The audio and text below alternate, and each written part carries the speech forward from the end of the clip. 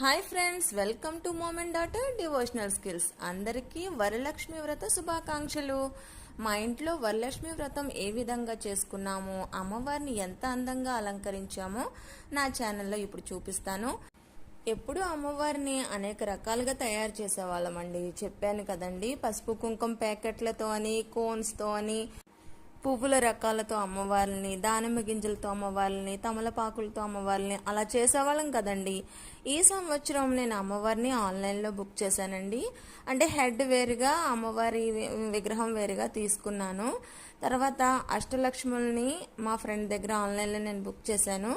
Next అమ్మవారి లోటస్లో ఉంటారు కాబట్టి నిజంగా నాకు ఆన్లైన్లో అది లోటస్ చాలా చూశాను, కానీ చిన్న చిన్న లోటస్లో అవే కనిపించినాయండి.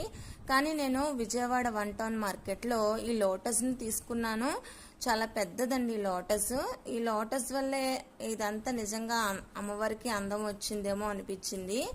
అమ్మవారికి వస్తువులు, లోటస్ ఇవన్నీ కూడా నేను మార్కెట్లో పర్చేజ్ చేశానండి.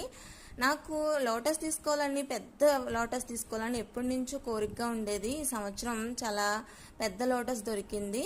అలాగే అమ్మవారికి వెండి పూలతో చక్కగా పూజ చేశాను.